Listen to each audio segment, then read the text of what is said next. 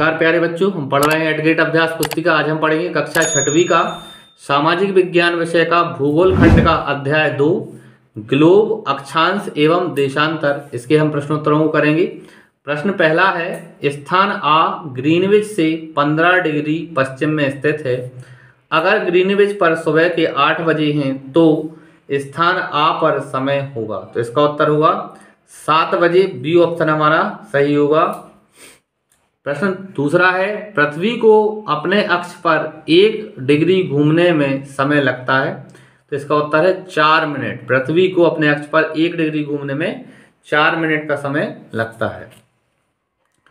तीसरा प्रश्न है, अगर भारत में प्रातः के 11 बजे हैं तो उस समय लंदन का समय होगा।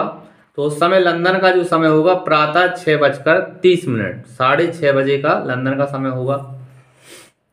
प्रश्न चौथा है, 23 सही 1/2 उत्तरी अक्षांश से 23 सही 1/2 दक्षिणी अक्षांश के मध्य में ताप कटिबंध पाया जाता है। तो इसका उत्तर है ए ऑप्शन उष्ण कटिबंध।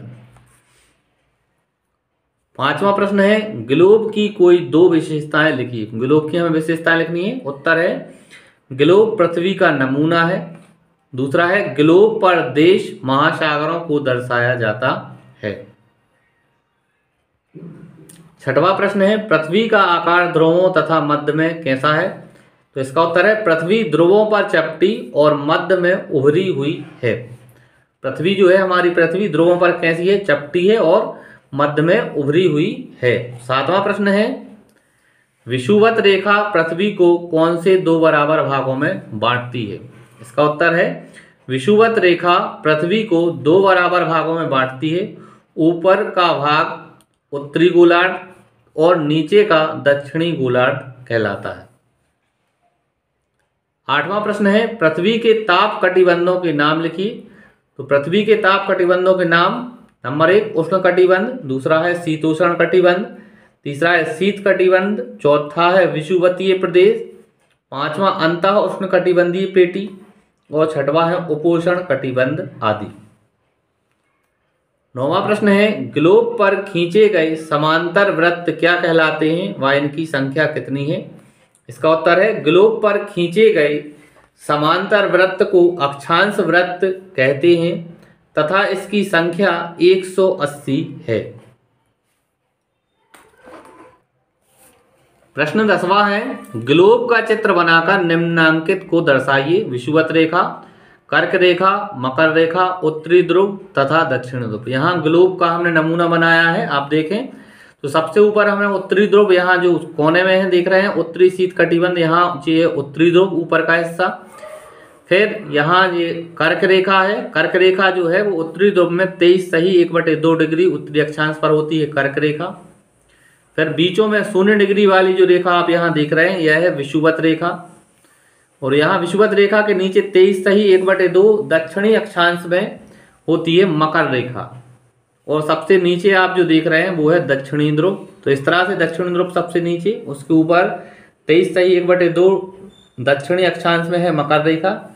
फिर उसके ऊपर जाएंगे तो 0 डिग्री की जो रेखा है उसे हम विषुवत रेखा कहते हैं। और उसके ऊपर 23 सही 1/2 उत्तरी अक्षांश में होती है कर्क रेखा और सबसे ऊपर होगा हमारा उत्तरी ध्रुव। इस तरह से इसका हमारा उत्तर हो जाएगा इस प्रश्न का। आगे प्रश्न 11वां है, उष्णकटिबंध 23 सही 1/2 उत्तरी अक्षांश से 23 सही 1/2 दक्षिणी अक्षांश के मध्य ही क्यों पाया जाता है। इसका उत्तर है, उष्णकटिबंध 23 सही 1/2 उत्तरी अक्षांश से 23 सही 1/2 दक्षिणी अक्षांश के मध्य में ही पाए जाते हैं क्योंकि हमारी पृथ्वी अपने अक्ष पर 23 सही 1/2 डिग्री झुकी हुई है। 12वां प्रश्न है, देशांतर रेखाओं की विशेषताएं लिखिए। उत्तर है, देशांतर रेखाओं की विशेषताएं निम्न है। पहला है, देशांतर रेखाओं की लंबाई समान होती है। दूसरा है, यह उत्तरी ध्रुव से दक्षिणी ध्रुव तक खींची गई हैं। तीसरा है, यह एक अर्धवृत्त होती हैं। चौथा है, इनके बीच की दूरी ध्रुवों की तरफ बढ़ने पर घटती जाती है एवं ध्रुवों पर शून्य हो जाती है। 5वां है इनकी कुल संख्या 360 है। प्रश्न 13वां है ग्लोब से किसी स्थान की स्थिति का पता कैसे लगाया जाता है। इसका उत्तर है पृथ्वी की सतह पर स्थानों का सटीक पता लगाने के लिए ग्लोब पर रेखाओं का नेटवर्क खींचा जाता है। क्षैतिज रेखाएं अक्षांश रेखाएं हैं और ऊर्ध्वाधर रेखाएं देशांतर रेखाएं हैं। ये रेखाएं एक दूसरे को आपस में समकोण पर काटती हैं और एक नेटवर्क बनाती हैं जिसे ग्रिड कहते हैं। 14वां प्रश्न है मानक समय से क्या आशय है। भारत में मानक समय कितने देशांतर यामोत्तर से माना जाता है। इसका उत्तर है देश के मध्य भाग से होकर गुजरने वाली किसी यामोत्तर देशांतर के स्थानीय समय को देश का मानक समय कहते हैं।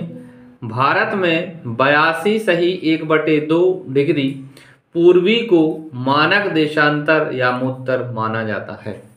इस तरह से बच्चों हमने इस पाठ के प्रश्नोत्तरों को पूरा किया। आपको वीडियो अच्छा लगा हो चैनल को सब्सक्राइब करें, वीडियो को लाइक करें। अन्य पाठ के वीडियो के लिए आप प्ले लिस्ट पर जाकर वहां से उन्हें देख सकते हैं। धन्यवाद बच्चों, जय हिंद।